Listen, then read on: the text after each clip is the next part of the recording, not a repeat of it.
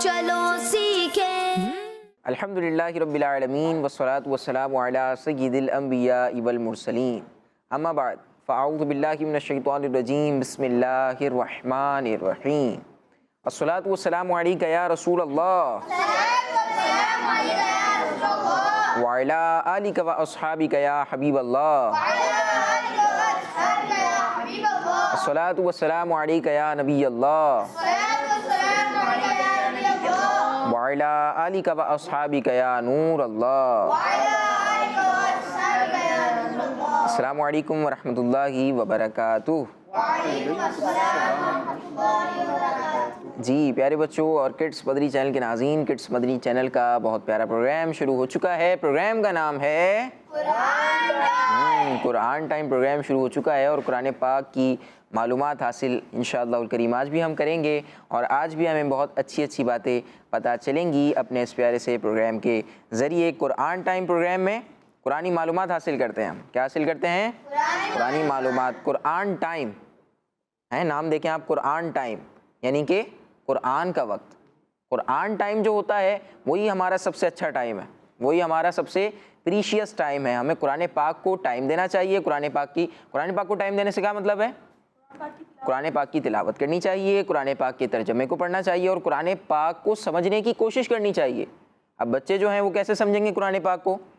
ہمارا پروگرام دیکھیں گے تو انشاءاللہ الکریم قرآن پاک میں جو پیغامات ہیں، قرآن پاک میں جو واقعات ہیں، قرآن پاک کی جو آیات کا شان نزول ہے اور نبی پاک صلی اللہ علیہ وسلم کی شان جو قرآن پاک میں بیان کی گئی ہے، وہ سب بھی ہمیں پتہ چلتی رہے گی۔ آج بھی بچوں کی رہنمائی کے لیے اور تربیت کے لیے ہمارے ساتھ سید بکار شاہ صاحب موجود ہیں۔ سید صاحب آپ کو ویلکم کہتے ہیں پروگرام میں۔ بہت شکریہ۔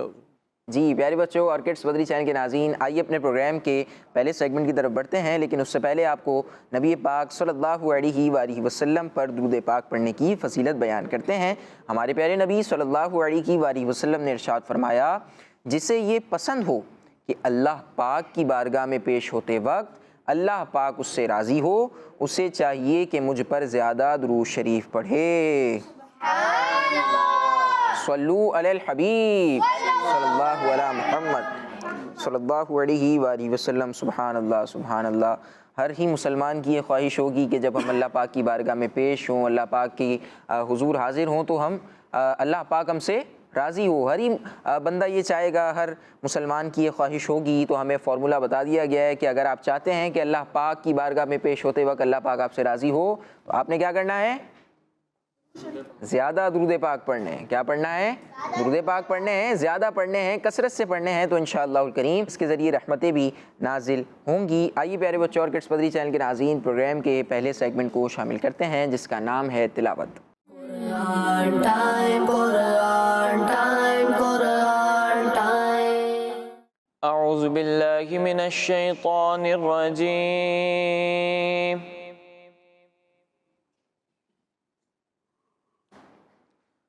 بسم اللہ الرحمن الرحیم۔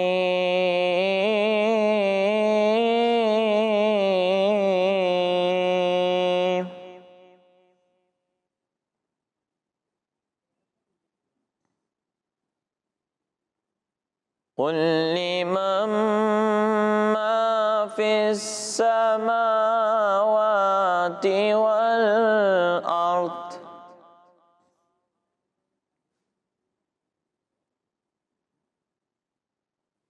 قل للہ كتب على نفسه الرحمة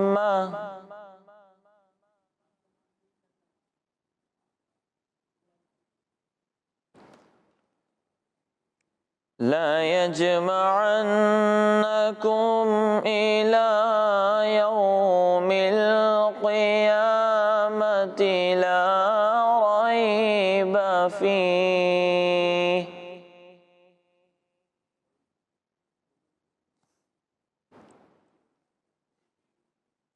الذين خسروا أنفسهم فهم لا يؤمنون۔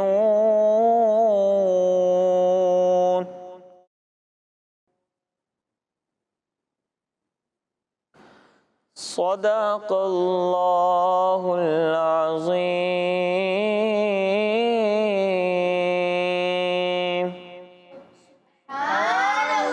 سبحان اللہ۔ جی پیارے بچوں، حافظ انیس اتاری صاحب پارہ 7 سورہ انعام کی آیت نمبر 12 آیت نمبر 12 کی تلاوت کر رہے تھے۔ آئیے آپ کو اس کا ترجمہ بیان کرتے ہیں۔ آسان ترجمہ قرآن کنز العرفان۔ تم فرماؤ کس کا ہے جو کچھ آسمانوں اور زمین میں ہے؟ فرما دو اللہ ہی کا ہے، اس نے اپنے ذمہ کرم پر رحمت لکھ لی ہے، بے شک وہ ضرور تمہیں قیامت کے دن جمع کرے گا جس میں کچھ شک نہیں۔ وہ جنہوں نے اپنی جانوں کو نقصان میں ڈالا ہوا ہے تو وہ ایمان نہیں لاتے۔ جی پیارے بچوں اور کڈس مدنی چینل کے ناظرین، آیت کی ہم نے تلاوت سنی، آپ کو ترجمہ بھی بیان کیا ہے۔ آئیے اب اپنے پروگرام کو آگے بڑھاتے ہیں اور اپنے اگلے سیگمنٹ کو شامل کرتے ہیں جس میں ایک پیاری سی نعت شریف ہم سنیں گے۔ سیگمنٹ کا نام ہے کلام۔ Quran time, Quran time, Quran time. Sallallahu ala Muhammad, sallallahu alayhi wa sallam, sallallahu ala Muhammad, sallallahu alayhi wa sallam, sallallahu ala sallallahu alayhi wa sallam۔ اللہ مصطفیٰ کے قدموں میں موت دے دے، اللہ مصطفیٰ کے قدموں میں موت دے دے، مدفن بنے ہمارا سرکار کا مدینہ، صلی اللہ علی محمد، صلی اللہ علیہ وسلم۔ کیا بتاؤں کہ کیا مدینہ ہے، کیا بتاؤں کہ کیا مدینہ ہے، بس میرا مدعا مدینہ ہے، کیا بتاؤں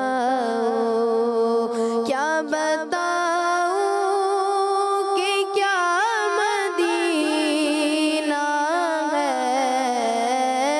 کیا بتاؤں کہ کیا مدینہ ہے،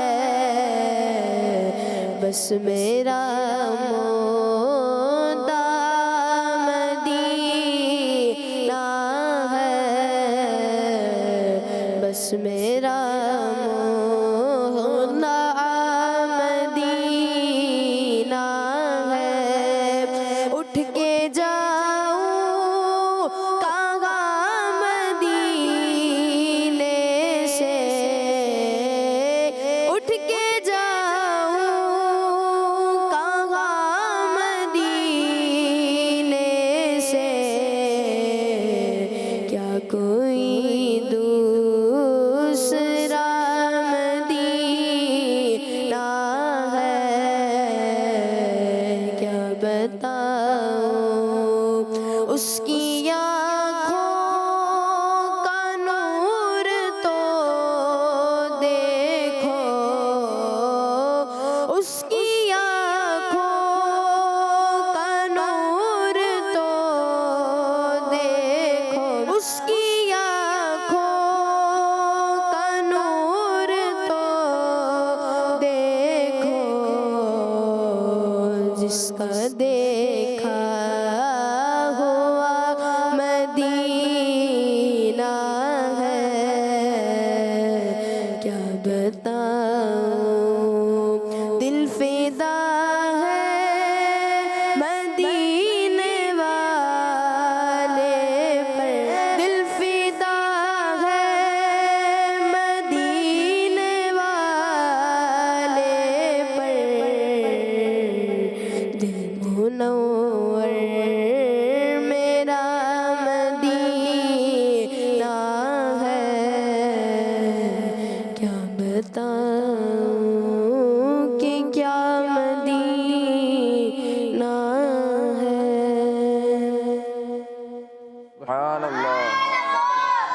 ماشاءاللہ بہت پیارا کلام. کیا بتاؤں کہ کیا مدینہ ہے بس میرا مدعا، مدینہ ہے اٹھ کے جاؤں کہاں مدینے سے، کیا کوئی دوسرا مدینہ ہے، دل فدا ہے مدینے والے پر، میرا دل اور میری جان مدینے والے، تجھ پہ 100 جان سے قربان مدینے والے، دل فدا ہے مدینے والے پر، دل منور میرا مدینہ ہے. ماشاءاللہ یہ بہت پیارا کلام ہے اور بہت آسان الفاظ کے ساتھ یہ کلام لکھا گیا ہے، تو بچوں کو یہ یاد بھی ہوتا ہے. اور ہمارے پروگرامز میں آسان کلام پڑھنے کا ایک مقصد یہ بھی ہوتا ہے تاکہ جو بچے ہمیں دیکھ رہے ہیں، جو سن رہے ہیں، وہ ان کلاموں کو یاد کر لیں اور پھر یاد کرنے کے بعد آسانی سے اس کو پڑھ بھی سکیں. آئیے پیارے بچوں اور کڈس پدری چینل کے ناظرین پروگرام کو آگے بڑھاتے ہیں اور اپنے پروگرام کے اگلے سیگمنٹ کی طرف بڑھتے ہیں جس کا نام ہے میسج آف قرآن.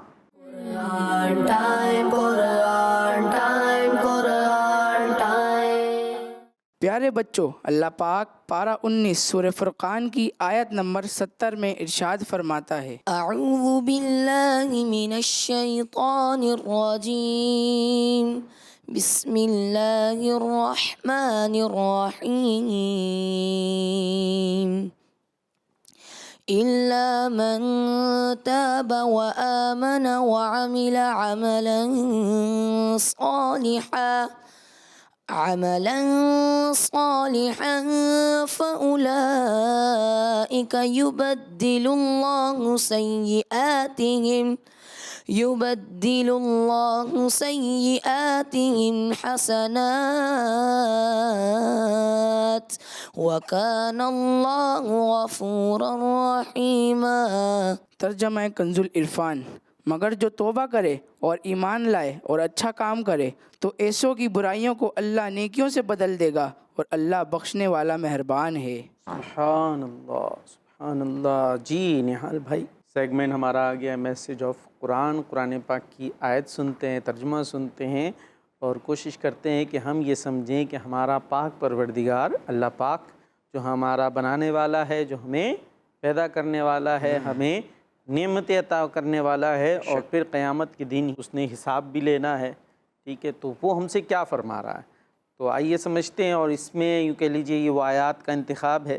2 آیت ہم شامل کرتے ہیں کہ جس کے اندر ایک طرح سے خوشخبری بھی ہے ہمارے لیے، کیونکہ اس میں توبہ کا بیان ہے، اور اللہ پاک توبہ قبول فرمانے والا ہے، توبہ کو پسند کرنے والا. انسان ہیں، بندے ہیں، اور بشر کے لیے یوں کہہ لیجئے ایک انسان میں ایک چیز پائی جاتی ہے کہ اس سے غلطی ہو جاتی ہے، بھول چوک ہو جاتی ہے، شیطان کے بہکاوے میں بھی آ جاتا ہے، نفس کے بہکاوے میں بھی آ جاتا ہے، تو غلط کام ہو جاتے ہیں، نافرمانی والے کام، گناہ والے کام ہو جاتے ہیں. تو یہاں پر ایک چیز ہے، چلے میں نے سوچا تھا بعد میں بیان کرتے ہیں، بات آ گئی ہے تو بھی پہلے ہی عرض کر دیتا ہوں کہ یہ بھی ایک شیطان کا وار ہوتا ہے کہ جب آدمی سے گناہ ہو جائیں تو وہ کہتا ہے بھائی تو بڑا گناہ گار ہے، اب تو جہنم میں ہی جانا ہے، تو بس اب کیا کر سکتے ہیں، یہی کرتا رہے، مر کے کہاں جائے گا، جہنم میں جائے گا. یہ ایک وار ہوتا ہے کہ جب آدمی سے اگر گناہ میں پڑ جائے کسی وجہ سے تو شیطان نہیں چاہتا کہ وہ گناہوں کو چھوڑ دے، گناہ کو چھوڑ کے نیکی کی راہ پر آ جائے. تو وہ اس طرح سے ذہن بناتا ہے اب تو کیا توبہ کرے گا، تو گناہ گار ہے، تیری کون سی توبہ قبول ہوگی، ہاں تیری کیا توبہ قبول ہوگی، بس اب جو ہے وہ اب مر کے دیکھا جائے گا، اب جو ہونا ہے وہ ہو جائے گا معاذ اللہ. حالانکہ اللہ پاک توبہ قبول کرتا ہے، توبہ پسند کرتا ہے، بس آدمی اس کی شرائط کے مطابق توبہ کرے. جو ہو گیا ہو گیا، اب آگے اس راہ پر نہ چلے، بلکہ سچی توبہ کرے کہ جس کے اندر جو کچھ اس سے غلط کام ہوئے اس پر وہ شرمندہ ہو، اور پھر ان برائیوں کو وہ چھوڑ دے کہ اب مزید میں نہیں کروں گا، اور آئندہ کے لیے اس کا پختہ عہد و ارادہ ہو کہ میں نے اس پر نہیں چلنا، غلط راہ پر نہیں چلنا، بلکہ صحیح راہ پر چلنا ہے. اس پر شرمندہ ہو، اللہ پاک سے عرض کرے اور پھر اپنی راہ بدل لے، تو اللہ پاک وہ جو پچھلے گناہ ہو گئے ہیں وہ اپنی رحمت سے معاف فرما دیتا ہے، توبہ قبول فرماتا ہے. اس کی تھوڑی اپنی جگہ ایک ڈیٹیل بھی ہے، کسی کا حق وغیرہ مارا ہے تو وہ لوٹائے، اور جو نمازیں وغیرہ قضا ہو گئیں ان کی ادائیگی کرے. تو آدمی اگر توبہ کی طرف آتا ہے تو اللہ پاک پچھلے گناہ معاف فرماتا ہے. تو ایسا نہیں ہے کہ آدمی اگر غلط راہ پر چل پڑا ہے تو بس اب بولے کہ میں نے اسی پہ چلنا ہے. بھائی اگر غلط روڈ پہ چلے جائیں، اب یہ تو نہیں ہے نہال بھائی کہ باپ کیا کریں، اب تو غلط روڈ پہ آ گئے، جائے گا اب تو چل رہے ہیں. ابھی میں ایک جگہ جا رہا تھا، واقعہ یہ ہوا بھی کہ وہ بچے ہی تھے، تو مطلب زیادہ عمر نہیں تھی، تو وہ بائک لے کر ایک تو قریب آئے ہوئے، تھوڑا ڈر بھی جاتا آج کل آدمی کہ یہ کیوں آ گئے. خیر وہ رستہ پوچھ رہے تھے، تو وہ جس سمت جا رہے تھے وہ بالکل یوں کہہ لیں کہ ہائی وے پہ چلے آتے. ہاں، اور انہوں نے جانا تھا وہاں لیاقت آباد 10 نمبر. اب جو کراچی والے ہیں وہ سمجھتے ہی ہیں، تو کہاں لیاقت آباد 10 نمبر اور کہاں ہائی وے کا رستہ. تو میں نے ان سے عرض کی کہ یہ تو آپ بالکل اپوزٹ ہی جا رہے ہیں. تو اب وہ بولتے ہیں نہیں باپ، تو ہم جہاں چل گئے ہیں تو چلتے رہیں گے. تو وہ چلنے میں کیا کرتے، کبھی پہنچتے جہاں پہنچنا تھا، حیدرآباد پہنچ جاتے. حیدرآباد پہنچ جاتے، کہیں اور ہی باہر نکل جاتے. ٹھیک ہے، ہو سکتا ہے بچوں کو رستے اتنا سمجھنا ہے، بس یوں سمجھ لیں اپوزٹ جا رہے تھے. اگر ادھر جانا تھا وہ کہاں چل دیے، اس طرف چل دیے. تو اب کیا کریں، ادھر ہی جائیں. You turn. جب بھی پتہ چلے، بے شک کافی دور آ گئے، لیکن جب بھی پتہ چلے تو پلٹنا ہے. پلٹیں گے نا، واپس آئیں گے. یا بولے اب تو بہت دیر ہو گئی، اب کیا کر سکتے ہیں. تو بھائی دیر ہو گئی تو اب اور دور چلے جائیں گے، اب تو کوئی فائدہ ہوگا؟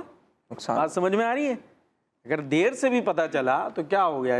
ٹھیک ہے بھائی، اگر بڑوں کے لیے اعتبار سے ہم تو بچوں کا ویسے پروگرام کر رہے ہوتے ہیں، بچوں کے تو جب تک وہ نابالغ ہیں ان کے گناہ لکھے بھی نہیں جاتے. ٹھیک ہے، تو یہ سوچ کے کرتے نہیں رہنا کہ ٹھیک ہے جو چل رہا ہے چلنے دو. ان کو بھی چاہیے کہ وہ نیکی اختیار کریں، کہ ابھی جس راہ پر چلے ہیں، پھر وہ ہوتا کیا، غلط راہ پر آپ چلے تو پھر چلتے چلے جا رہے ہیں، پھر بہت دور جا کے پھر یاد آیا. تو ابھی کیا کریں، ابھی اپنا روڈ کیا کر لیں، صحیح کر لیں، سیدھا جو اپنی منزل تک جاتا. ہماری منزل کیا ہے، جنت.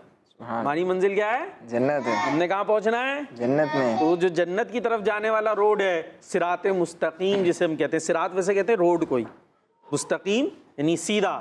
تو سیدھی راہ کو اختیار کریں، اور وہ سیدھی راہ کون سی ہے، جو کہاں پر پہنچتی ہے، جنت میں پہنچ. اس راہ کو اختیار کر لیں ابھی سے، تاکہ پھر ہمیں لوٹنا اور ادھر ادھر جانا نہ پڑے. تو وہیں پر انشاءاللہ جنت پہ اینڈنگ ہوگی، جنت میں جائیں گے. اور جو بری راہ پر چل گئے ہیں، غلط راہ پہ غلط روڈ پر آ گئے ہیں، تو اب اگرچہ وہ آگے جا چکے ہوں لیکن یو ٹرن موجود ہے، راستہ موجود ہے. اور وہ راستہ کیا ہے، توبہ کا. کیا ہے، توبہ کا. اور توبہ میں کیا کرنا پڑے گا، ظاہر ہے جس روڈ پہ چل رہے تھے، جو غلط لے جا رہا تھا آپ کو، جو کہاں لے جا رہا تھا، جہنم میں، اس کو چھوڑ دیں. یہ تو ضروری ہے نا، ہم نے سیدھی راہ پر آنا ہے تو غلط راہ کو چھوڑنا پڑے گا.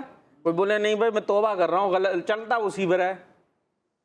ایک مثال ہو گئی بڑی آسان سی. کوئی بولے میں کر کیا رہا ہوں، توبہ، لیکن چل کس روڈ پہ رہا ہے، اسی روڈ پہ چل رہا ہے جو غلط جا رہی ہے. پھر یہ کون سی توبہ ہوئی؟ توبہ کا مطلب ہی رجوع کرنا ہے. یا بولے کہ مجھے جنت میں جانا ہے لیکن پھر بھی اسی روڈ پہ چل رہا ہے. جنت میں جانا ہے، روڈ وہ لینی ہے جو جانی ہے جنت میں، اور چل کون سے روڈ پہ رہا ہے، جہنم کے روڈ. جہنم کے روڈ پہ. تو یہ تو پھر نہیں ہوا نا بات. تو آپ سب سے پہلے اس غلط راستے کو چھوڑیں گے، اور جو غلطی کی اس پہ آدمی شرمندہ ہو، اللہ پاک کی بارگاہ میں عرض کرے، اور پھر جو ہے وہ آئندہ کے لیے نیت کرے کہ اب میں نے غلط راہ پر جانا نہیں ہے. تو اللہ پاک اپنی رحمت سے پھر قبول فرما لیتا ہے، اور جو غلطیاں اس سے ہوئیں اسے معاف فرما دیتا ہے. اور جو اس کے لیے کرنا ہے کہ بھئی ٹھیک ہے، جو اب قضا ہو گئی نمازیں وہ ادا کرے، وہ اپنی جگہ موجود ہیں.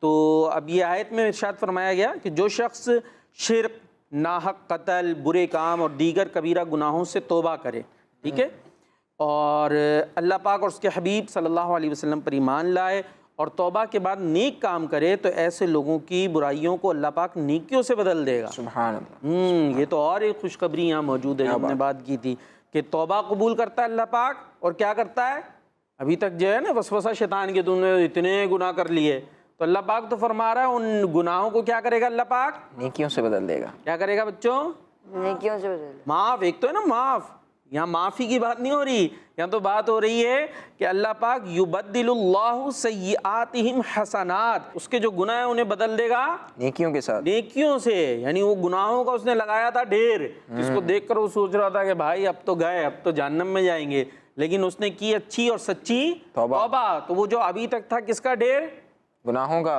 اور وہ بدل کر کیا ہو گئیں، نیکیاں. سبحان اللہ. ہے نہیں، اتنے سارے گناہ کیے تھے وہ سارے بن گئے نیکیاں. لیکن اس کا مطلب یہ نہیں کہ ہم گناہ کر لیں ڈھیر بنا کے پھر بولیں اس کو بعد میں تبدیل کروائیں گے، یہ بات پھر غلط ہو جائے گی. جو ہو گیا اس پر پھر سچی توبہ کی تو یہ اللہ کا انعام ہے نا. وہ گناہ جس کی بنا پر وہ آدمی سوچ رہا تھا کہ اب میں کیا توبہ کروں گا، توبہ تو کرے، اللہ انہی گناہوں کو نیکیاں بتا دے گا، پھر وہ میزان کے اندر بھاری ہو جائیں گی. تو یہ کتنا زبردست اللہ پاک کی طرف سے انعام ہے. تو جو ایمان لائے اور توبہ کے بعد نیک کام کرے تو ایسے لوگوں کی برائیوں کو اللہ پاک نیکیوں سے بدل دے گا، اور اللہ پاک بخشنے والا مہربان ہے. اسی لیے تو اللہ کی بیان ہوتی ہے نا، رحمان رحیم، بہت مہربان. اور اس کی بخشش و مہربانی کی نشانیوں میں سے یہ ہے کہ وہ گناہوں سے توبہ کرنے والوں، ایمان لانے والوں اور توبہ و ایمان کے بعد نیک عمل کرنے والوں کی برائیاں نیکیوں سے بدل دیتا ہے، اور نیک اعمال کرنے پر انہیں ثواب عطا فرماتا ہے۔ تو آدمی سچے دل سے توبہ کرے، ارادہ کرے، گناہوں کو ترک کرے، شرمندگی ہو اور آئندہ گناہ نہ کرنے کا ارادہ ہو، اور جو ہو گیا اس کو جس انداز سے پورا کرنا ہے اس پر عمل کرے، تو انشاءاللہ اللہ کی بے شمار اس پر رحمتیں ہوں گی۔ جی پیارے بچوں، اللہ پاک پارہ 19 سورہ فرقان کی آیت نمبر 71 میں ارشاد فرماتا ہے، بسم اللہ الرحمن الرحیم ومن تاب وعمل صالحا فإنه يتوب إلى الله متابا۔ ترجمہ کنز العرفان، اور جو توبہ کرے اور اچھا کام کرے تو وہ اللہ کی طرف ایسا ہی رجوع کرتا ہے جیسا کرنا چاہیے تھا۔ جی مدنی چینل کے ناظرین اور پیارے پیارے بچوں، اب اس آیت کریمہ کی ہم تشریح انشاءاللہ سنیں گے۔ اس آیت میں ارشاد فرمایا کہ جو شخص اپنے گناہوں سے توبہ کرے، کیا کرے؟ توبہ کرے اور اچھا کام کرے، کیا کرے؟ اچھے کام کرے، تو وہ اللہ پاک کی طرف ایسا ہی رجوع کرتا ہے۔ کیا کرتا ہے؟ رجوع کرتا ہے جیسا کرنا چاہیے تھا، کیونکہ ایسا رجوع کرنا اللہ پاک کو پسند ہے، گناہوں کو مٹانے والا ہے اور ثواب حاصل ہونے کا ذریعہ ہے۔ ٹھیک ہے جی، رجوع کرنا، توبہ کا مطلب ہوتا ہے رجوع کرنا، رجوع لوٹ جانا۔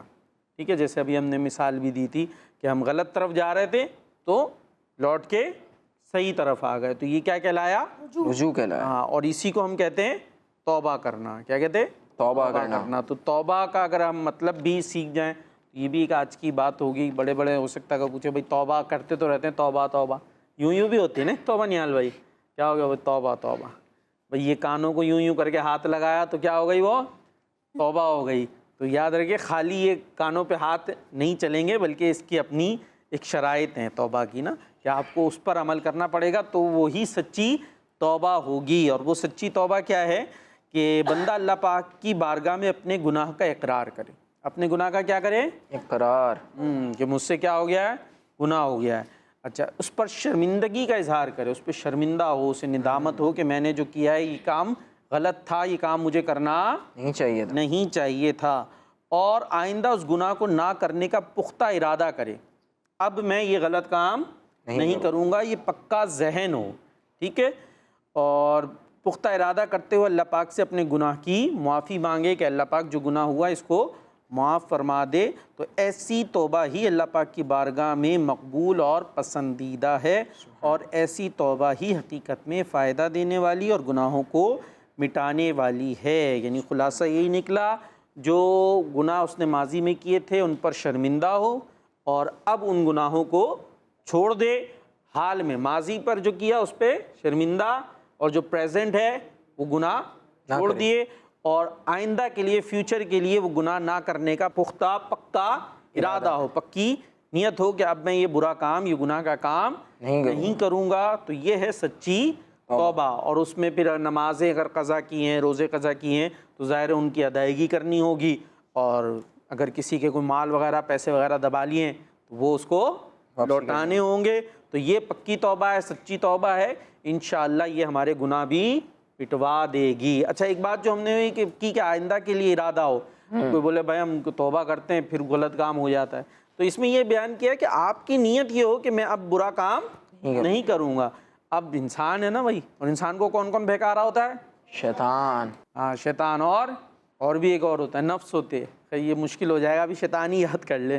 ٹھیک ہے، نفس اور شیطان یہ انسان کو بہکاتے ہیں، تو اب وہ تو چین سے نہیں بیٹھ جاتے، وہ بولتے ہیں بھائی یہ توبہ کر رہا ہے، اس کو نہیں چھوڑنا، تو وہ پھر ابھاریں گے، وہ پھر کرواتے ہیں۔ تو کوئی بات نہیں، اگر کرا لیا تو آدمی پھر توبہ کر لے، پھر اگر غلط کام ہو گیا پھر توجہ جائے، پھر کیا کر لے؟ توبہ کر لے۔ ہاں، وہ برائی کرواتا رہے اور ہم توبہ کرتے رہے، ہمیں توبہ نہیں چھوڑنی۔ ٹھیک ہے، ہم نے توبہ نہیں چھوڑنی۔ ہاں، لیکن جو یہ ارادہ ہے یہ اللہ پاک جانتا ہے واقعی ارادہ ہے یا ایسے ہی ہے، تو سچا ارادہ ہوگا انشاءاللہ توبہ پر استقامت بھی مل جائے گی تو ہمیں جو ہے وہ نیک کام کرنے ہیں اور گناہوں سے بچنا ہے، اور اگر نفس و شیطان کے اس میں آ کر آدمی سے اگر برائی گناہ کا کام ہو بھی جائے تو اس پر ڈٹا نہیں رہنا، بلکہ شرمندگی کے ساتھ اللہ پاک کی بارگاہ میں توبہ کرنی ہے، اور توبہ اللہ پاک جو ہے وہ پسند فرماتا ہے، توبہ کرنا اللہ پاک پسند فرماتا ہے۔ ٹھیک ہے جی، تو یہ تھا میسج آف قرآن۔ جی نہال بھائی آگے چلیں گے۔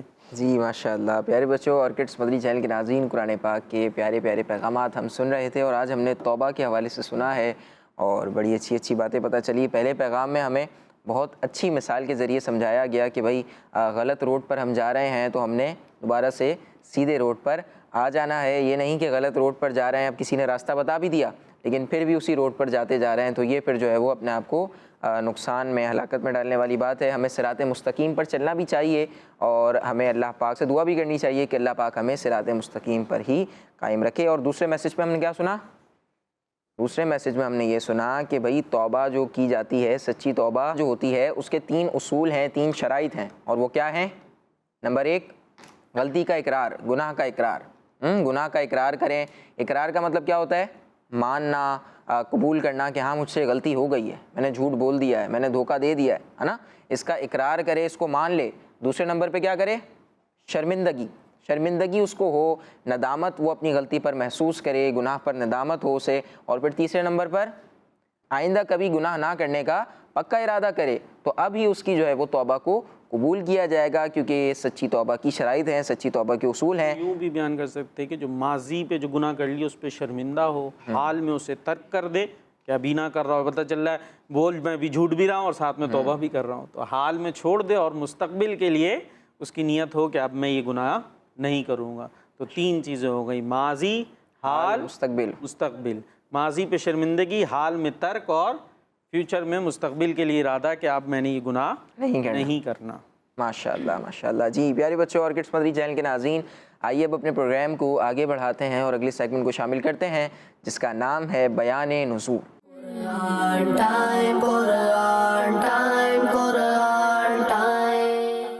پیارے بچوں اور کڈس مدنی چینل کے ناظرین، جیسا کہ آپ کو معلوم ہے اس سیگمنٹ میں قرآنی آیت کے شان نزول بیان کیے جاتے ہیں، اور آج ہم پارہ 22 سورہ احزاب کی آیت نمبر 43 کے شان نزول کے بارے میں سنیں گے۔ پیارے بچوں، اللہ پاک ارشاد فرماتا ہے، بسم اللہ الرحمن الرحیم هو الذی یصلی علیکم وملائکته لیخرجکم من الظلمات الی النور وکان بالمؤمنین رحیما۔ ترجمہ، وہی اللہ ہے جو تم پر رحمت بھیجتا ہے اور اس کے فرشتے تمہارے لیے دعا کرتے ہیں تاکہ وہ تمہیں اندھیروں سے اجالے کی طرف نکالے، اور وہ مسلمانوں پر مہربان ہے۔ اس آیت مبارکہ کا شان نزول یہ ہے کہ حضرت انس رضی اللہ عنہ فرماتے ہیں، جب آیت ان اللہ و ملائکتہ یصلون علی النبی نازل ہوئی تو حضرت ابوبکر صدیق رضی اللہ عنہ نے عرض کی، یا رسول اللہ صلی اللہ علیہ وآلہ وسلم، جب اللہ پاک آپ کو کوئی فضل اور شرف عطا فرماتا ہے تو آپ کے صدقے ہم پر بھی فضل فرماتا ہے۔ حضرت ابوبکر صدیق رضی اللہ عنہ کی اس بات پر اللہ پاک نے یہ آیت مبارکہ نازل فرمائی۔ ترجمہ، وہی اللہ ہے جو تم پر رحمت بھیجتا ہے اور اس کے فرشتے تمہارے لیے دعا کرتے ہیں تاکہ وہ تمہیں اندھیروں سے اجالے کی طرف نکالے، اور وہ مسلمانوں پر مہربان ہے۔ صلو علی الحبیب صلی اللہ علیہ محمد صلی اللہ علیہ وسلم۔ جی پیارے بچوں، آپ نے آیت کا شان نزول یعنی آیت کے نازل ہونے کی وجہ سنی، اور ہمیں پتہ چلا کہ یہ آیت کس موقع پر نازل ہوئی۔ آئیے اب اپنے پروگرام کو آگے بڑھاتے ہیں اور اپنے اگلے سیگمنٹ کو شامل کرتے ہیں۔ اگلے سیگمنٹ میں ہم قرآنک اسٹوری سنیں گے۔ سیگمنٹ کا نام ہے ایک واقعہ۔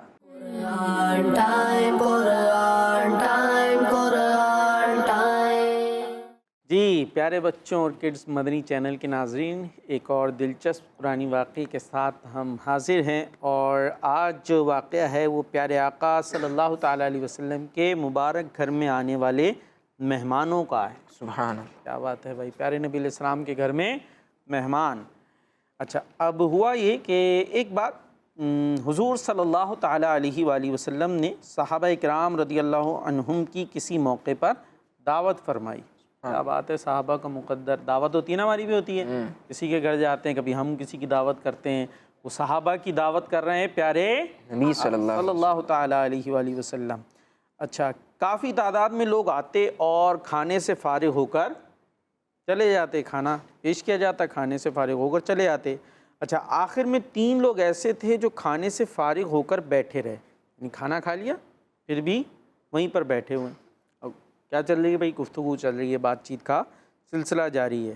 اچھا، پیارے آقا علیہ الصلوۃ والسلام کا جو مبارک گھر تھا اس میں زیادہ لوگوں کے بیٹھنے کی جگہ نہیں تھی، یعنی یوں کہہ لیجیے ویسے تو وہ بہت عظیم الشان تھا، اس کے برابر کوئی گھر نہیں ہو سکتا، لیکن ظاہری جگہ کے اعتبار سے زیادہ بڑا نہیں تھا۔ اب اس میں وہ 3 افراد ہی بیٹھے ہوئے ہیں تو اس کی وجہ سے بھی تنگی ہو رہی ہے۔ ہم تو ہمارے یہاں تو کرو ہوتے ہیں نا، یہ ڈرائنگ روم ہے تو یہ ہے، یہ ہے، چھوٹے بھی ہوتے ہیں بیچارے بعض لوگوں کے گھر۔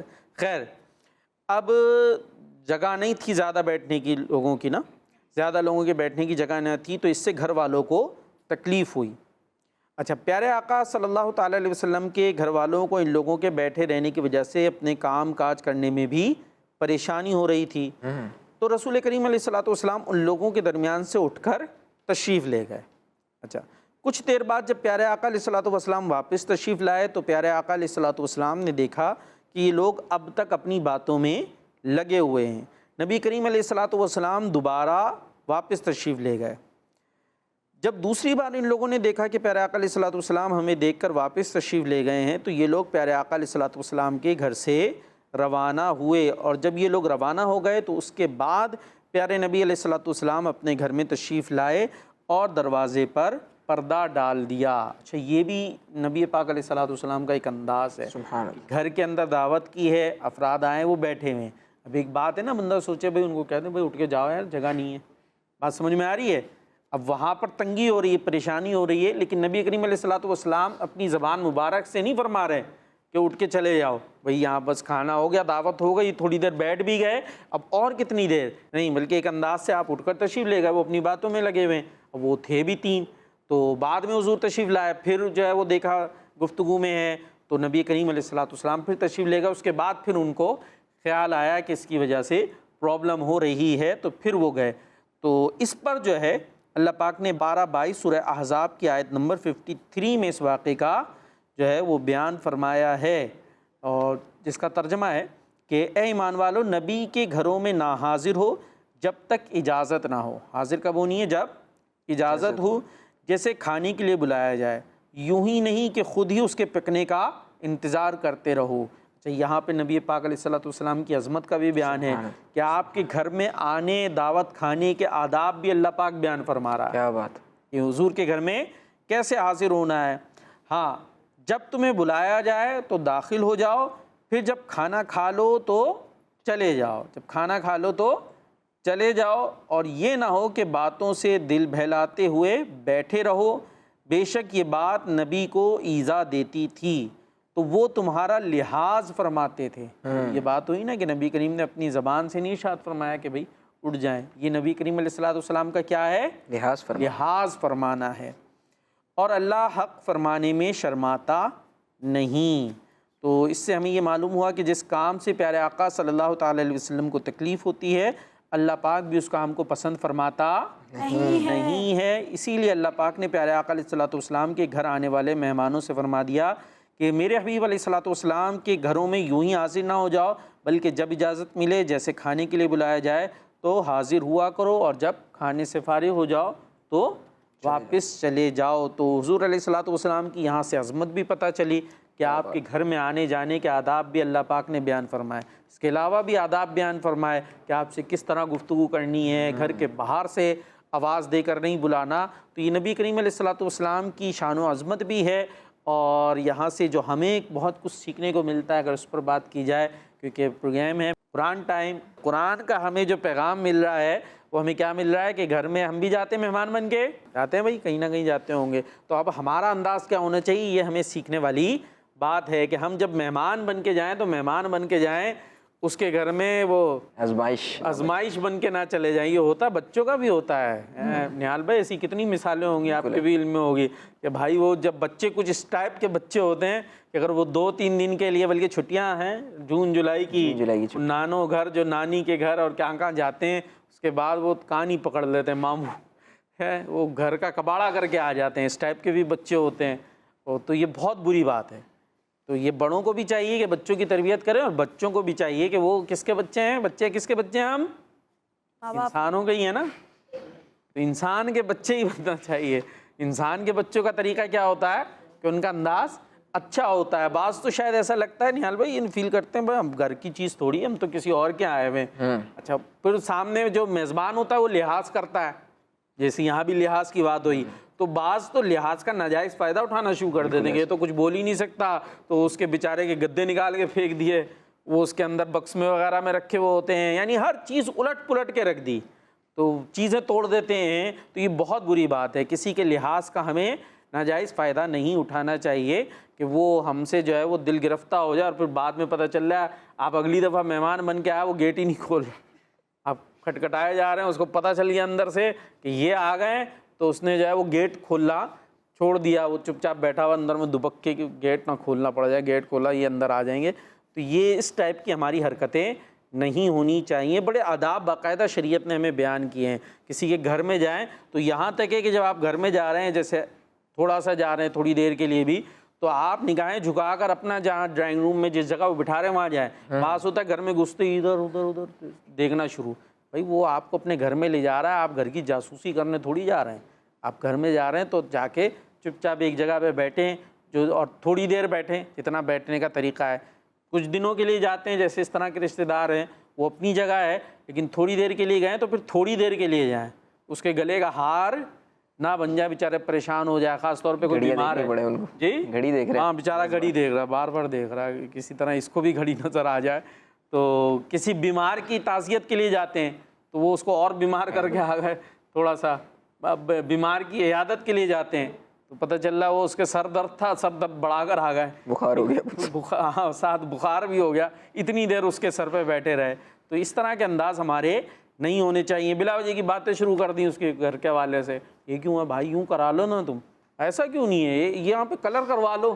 میرے دوست کے ساتھ بھی یہ مسئلہ ہوا تھا, یہی بیماری ہو گئی تھی, اس طرح کی باتیں ہو رہی ہوتی. ہاں وہ میرے دوست کے ساتھ بھی ہوا تھا, یہ بیماری بچ نہیں سکا, وہ بیچارہ اور پریشان ہو گیا. یہ مجھے حوصلہ دینے آیا ہے یا یہ اور زیادہ. تو بات کرتے وقت بہت ساری چیزیں ہوتی ہیں. اب جیسے ایک چیز ہوتی ہے, اس نے کچھ کھانے کو پیش کیا نہال بھائی, یہ بچے بڑے سب کے حوالے سے بات ہے. اب آپ اس کے اندر جو ہے وہ نقص نکال رہے ہیں یا کوئی ایسی باتیں کر رہے ہیں. فرض کریں اس نے بریانی پیش کی, اس میں بوٹیاں کم ہیں, ہوتا ہے بعض اوقات وہ بیچارے کے ساتھ کوئی مسئلہ ہے, یا اس نے منگائی ویسے ہی کم تھی کچھ بھی, اب وہ اہیلے بہانے سے یار بوٹیاں نہیں دکھ رہی. بھائی اس نے جو پیش کیا ہے آپ اس کو چپ چاپ کھا لیں, یہ سامنے والے کو بڑا فیل ہوتا ہے ایسی چیز. اچھا کہ بعض چیزوں کا ڈیمانڈ شروع کر دی, یہ بھی منگا لیں, یہ ہمیں یہ کرنا ہے, تو اب آپ دیکھ لیں بعض چیزوں کی یہ ہوتا تو اچھا ہو جاتا. ہاں یہ ہوتا ہے یا اچھا ہو جاتا. یا بعض اوقات چیزوں کی سہولت وہاں موجود نہیں ہوتی. اب آپ ٹیشو پیپر مانگ رہے ہیں تو اس نے پیش کر دیا تو آپ یوز کر لیتے ہیں. اب نہیں پیش کیا, یا ٹیشو پیپر منگا لینا. اب ہو سکتا ہے اس کے گھر میں نہ ہو اس وقت. یہ ایک دو باتیں جو میرے ذہن میں آ رہی ہیں وہ میں عرض کر رہا ہوں. تو وہ بیچارہ عجیب سا ہو جائے گا کیونکہ مہمان نے مانگا ہے اور ہمارے پاس موجود نہیں ہے. تو آپ اپنا جیب میں رومال رکھ لیں بھائی, اس کو یوز کر لیں. یا بندہ تھوڑی دیر کی بات ہے نا, آپ نے وہیں تھوڑی رہنا ہے, تو ایڈجسٹ کر لیتا ہے آدمی.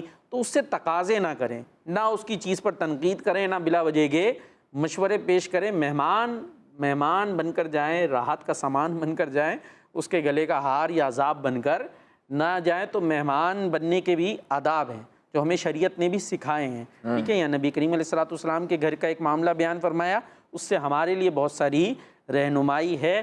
تو اللہ پاک ہمیں اچھے انداز سے مہمان اور اچھے انداز سے میزبان بننے کی توفیق عطا فرمائے.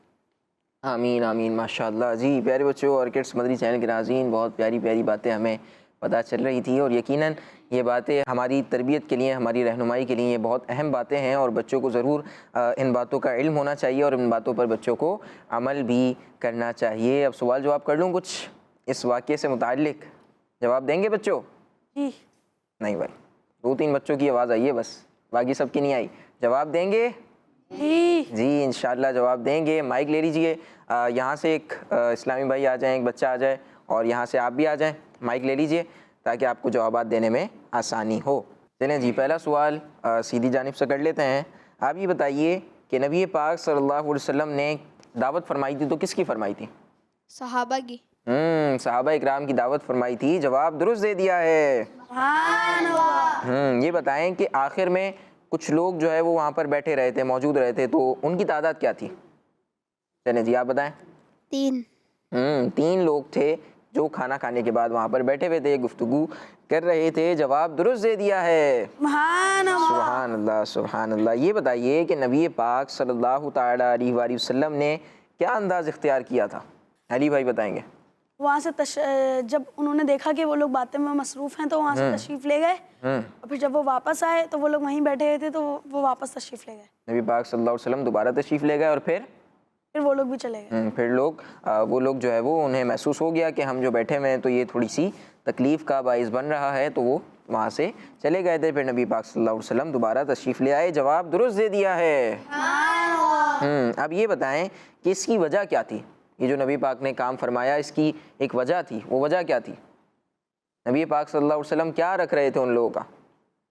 لحاظ. آسان کر دیا اب تو میں نے. جی نبی پاک ان کا لحاظ رکھ رہے ہیں. نبی پاک صلی اللہ علیہ وسلم ان کا لحاظ فرما رہے تھے, اور پھر نبی پاک صلی اللہ علیہ وسلم نے یہ بہت پیارا عمل کیا. اور یقیناً قرآن پاک میں جو ہمیں حکم دیا گیا کہ نبی پاک صلی اللہ علیہ وسلم کی زندگی تمہارے لیے بہترین نمونہ ہے, تو نبی پاک صلی اللہ علیہ وسلم کی زندگی کا جو بھی پہلو دیکھیں, نبی پاک صلی اللہ تعالیٰ علیہ وسلم کی زندگی کا جو بھی واقعہ اٹھائیں, ہمیں بہت کچھ سیکھنے کو مل رہا ہوتا ہے. بات یوں بھی ہے کہ بعض واقعات ایسے پیش آئے کہ جیسے نبی کریم نے دعوت فرمائی صحابہ کی. بالکل. اب ایک معاملہ ہوا کہ کچھ جو ہے وہاں بیٹھے رہے گفتگو میں, اور ان کو خیال نہ رہا, اس طرف توجہ نہ رہی کہ اس وجہ سے گھر میں تنگی ہو رہی ہے, اور پھر قرآن کی آیات آئیں, تو اس میں ہم بعد والوں کے لیے رہنمائی ہے. اب یہ واقعہ اس وقت پیش آیا تو اب اس طرف کوئی ایسی گمان نہیں جانا چاہیے کہ یہ کیا معاملہ ہے بھائی, بلکہ اس میں دراصل اس طرح کے معاملات میں یہ لکھا ہے علماء نے کہ جو کچھ معاملات پیش آتے تھے تو دراصل یہ تھا کہ یہ تو جو نبی کریم کی سیرت ہے وہ آگے سب کے لیے رہنما تھی نا, آگے بھائی. اب ہم نے جو اتنی باتیں سنی کہ دعوت ہو گھر میں تو کن چیزوں کا خیال رکھنا چاہیے, تو بات وہیں سے آئی کہ وہ گھر میں دعوت تھی, بیٹھے رہے, اس کی وجہ سے پرابلم ہوئی, تو بہت ساری چیزیں ہمیں سیکھنے کو ملی. تو کچھ اگر معاملات ان کے اس طرح سے ہوئے تو وہ دراصل اس میں بھی حکمت ہے کہ اس میں رہنمائی ہے بعد والوں کے لیے. تو اب ہمیں سیکھنے کو مل گیا کہ ہم کسی کے گھر جائیں تو وہاں پر دعوت میں جب ہم مہمان بن کر جائیں تو کن کن باتوں کا ہمیں خیال رکھنا چاہیے کہ جو میزبان ہے وہ ہماری وجہ سے تنگ نہ ہو, تو ہمیں اس طرف توجہ رکھنی چاہیے. سبحان اللہ. اس واقعے میں بھی اللہ پاک کی یوں کہیں کہ حکمت پوشیدہ تھی. آئیے پیارے بچوں اور کڈس بدری چینل کے ناظرین, پروگرام قرآن ٹائم کے آخری سیگمنٹ کی طرف بڑھتے ہیں جس کا نام ہے شان محمد صلی اللہ علیہ وسلم.